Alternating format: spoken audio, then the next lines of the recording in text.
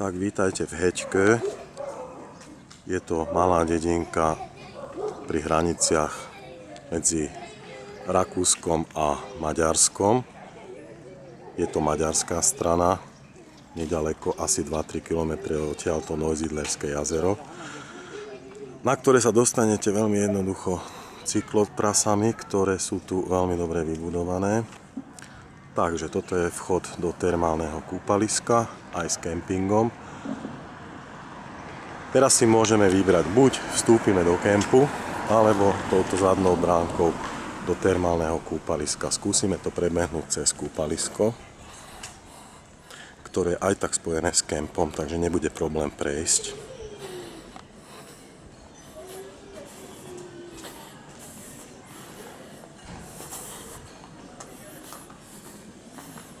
Tak, toto je plánik kúpaliska, ako vidíte. Bazéniky sú maličké, ale za to útulné. Viem si tu predstaviť ideálnu dovolenku vo dvojici, bez detí. Nakoľko pre deti tu veľa atrakcií ani nemáte.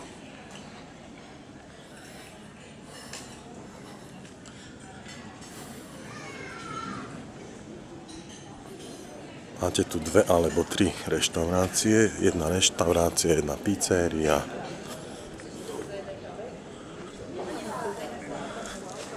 A hneď sa dostaneme aj do zadnej časti, tam máte ďalšie bufety. Po prípade ešte jednu reštauráciu. Takže takto vyzerá kúpalisko. Momentálne je koniec augusta a počasie nám veľmi nepraje, 23 stupňov. Čiže ako sami vidíte, veľa ľudí tu momentálne nie je. Zasa na opačnej strane tohoto kúpaliska máte pokračovanie kempingu, ktorý už teraz neuvidíme. Budeme vidieť len jednu časť. No, kvety sú tu pekné. Čiže tu máte horúci bazénik. Za horúcim bazénikom máte vnútorný jeden bazén s tryskami. Masáže. Tento horúci bazén má, tuším, 36 stupňov. Jedna časť a druhá časť 32. Rozdelený na dve časti. To je taký mierny 26 stupňový bazénik. Vidím, že kempovať sa dá aj areály. To, čo teraz vidíme, je už kemping. No, tu máme spomínané bufety. Neviem, či je tu bufet alebo reštaurácia. Pravdepodobne je to len bufet, ale ponúkajú aj hotové jedlá. Plavecký bazén, skúsim ho priblížiť. Tam teraz nepôjdeme. Tak.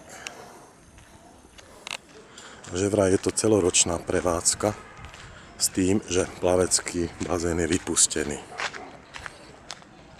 Ale aj tak si myslím, že je tu dostatok priestoru na relax vo dvojici.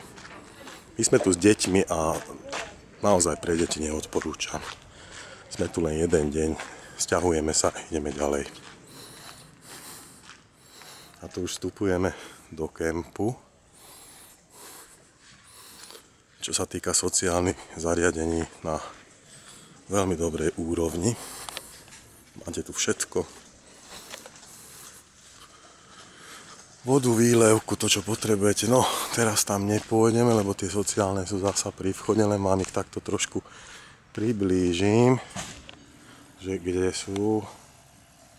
Takže tam, kde sú hore tie solárne panely, tak to sú sociálne zariadenia. Na strane kempingu. Pohľad na kemping. Sú tu aj parcely, ale máte aj voľné plochy. Môžete si kľudne vybrať. Tam sa väčšinou stánuje na tých voľných plochách vzadu.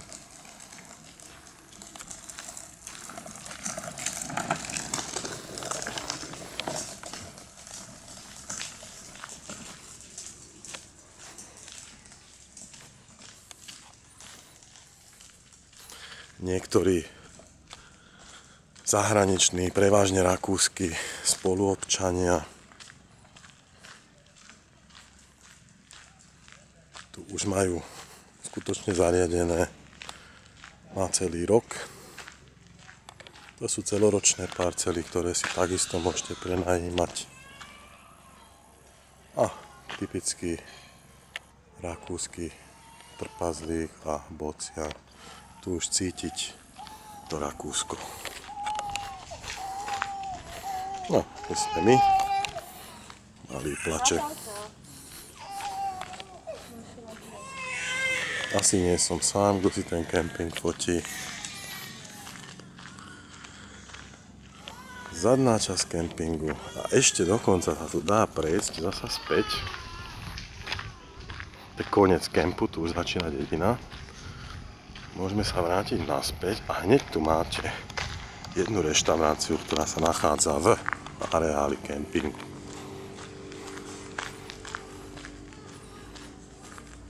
A hneď vedľa, čiže keby ste tie prvé sociálne mali ďaleko, tak oni v tejto časti, o tejto časti inak ani neviete, keď vojete do kempu, vôbec nie je vidieť. Až potom neskôr, keď sa tu už ubytujete, zistíte, že kemping má aj takúto ďalšiu časť bez parciel. A toto sú tie nové sociálky dokonca. Vidíte aj kuchynka.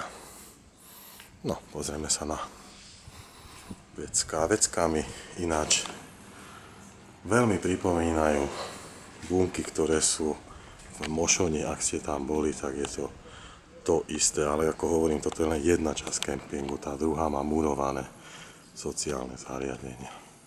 Tuto parcely nie sú, tu je len voľné státie a cena za parcelu alebo voľného státia je rovnaká. No, toto je tá reštaurácia. Ešte sa pozrieme na menu.